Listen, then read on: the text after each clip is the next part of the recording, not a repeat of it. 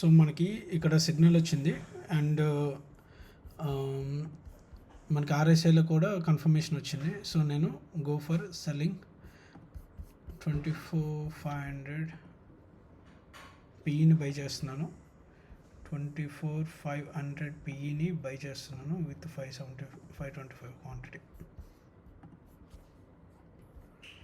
Okay, ప్రస్తుతానికి 4 points పెరిగింది. Let's see. మనకి మినిమం 5 పాయింట్స్ అయితే మనం ఎక్స్పెక్ట్ చేస్తాం. సో 5 పాయింట్స్ అయితే ఆల్రెడీ రీచ్ అయినట్టే. 80కి తీసుకుని 85కి వచ్చాం. ఓకే, సో రెండోసారి ఇది అయినప్పుడు మనం క్లోజ్ చేసుకోవచ్చు యాక్చువల్గా స్కాల్పర్స్ ఎవరైతే ఉంటారో. బట్ మనమైతే ఇంకా సెల్ సిగ్నల్ రాలేదు కాబట్టి, ఇంకా బై సిగ్నల్ రాలేదు కాబట్టి we are running with this sell signal. So ఇప్పుడు టైం 9:35 అవుతుంది. సో ఈ 9:35కి మనము తీసుకున్న డైరెక్షన్లో వెళ్తుంది. ఇక్కడ చూస్తే ఇప్పుడు రిఫ్రెష్ చేస్తాను. 6,694 వచ్చింది. ఇందాక 92 ఉందని చెప్పాను కదా. సో ఆ పొజిషన్ అవుతుంది. నేను తీసుకున్న స్ట్రైక్ ప్రైస్ వచ్చేటప్పటికి next week expiry 24,500 PE. Okay, so almost నాకు 20 పాయింట్స్ పైన ఇచ్చేసింది బ్రో. బట్ మనం ఇంకా క్లోజ్ చేయము, ఎందుకంటే మనం యాజ్ పర్ దీన్ని సిగ్నల్ ద్వారా వెళ్తున్నాము. ఓకే, సో 28 పాయింట్స్ ఇప్పుడైతే వచ్చింది. నేను 80లో తీసుకున్నా, 108లో రన్ అవుతుంది. యా, సో మనకి అది రిఫ్లెక్ట్ దీంట్లో అవ్వాలంటే టైం పడుతుంది. ఇప్పుడు రిఫ్రెష్ చేశాను.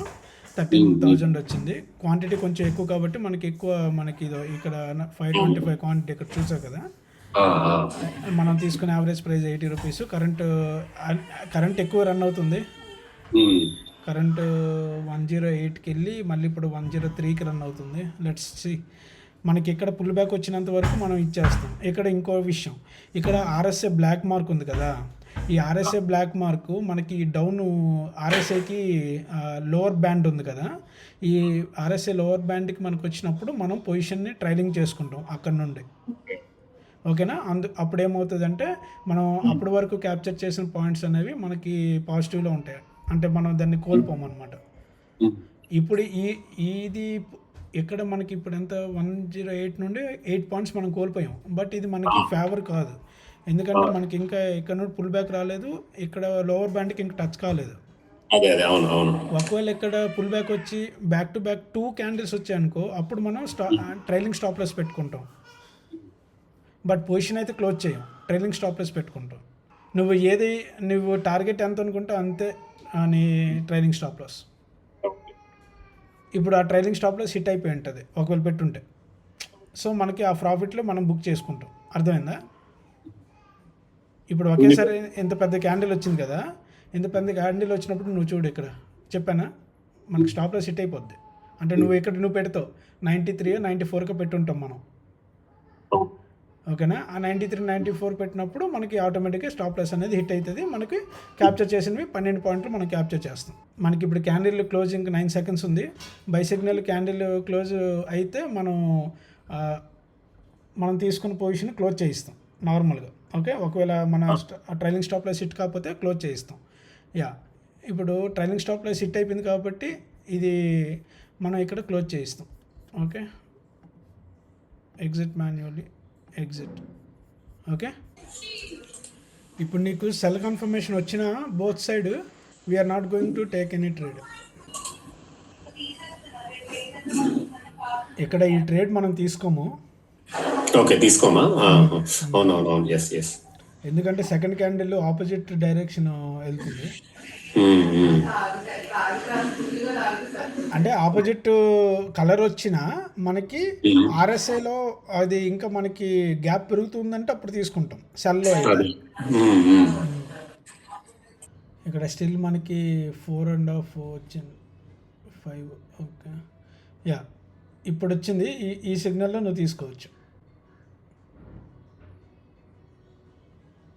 ఇప్పుడు ఎంత 7 పాయింట్స్ మనకి డిఫరెన్స్ ఉంది. ఎంట్రీ తీసుకున్నావా? దేంట్లో? సెల్లోనా? ఓకే, వెయిట్ చేయి. సెల్ సైడే ఉన్నాం ఇంకా. Okay okay. సెల్ సైడే ఉన్నాము.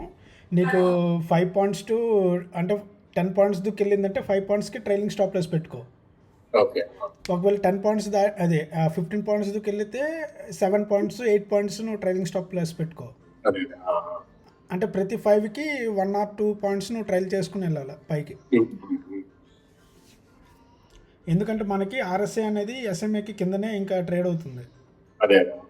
సో మనకి ఇంకా ఛాన్సెస్ కిందే ఉంటాయి.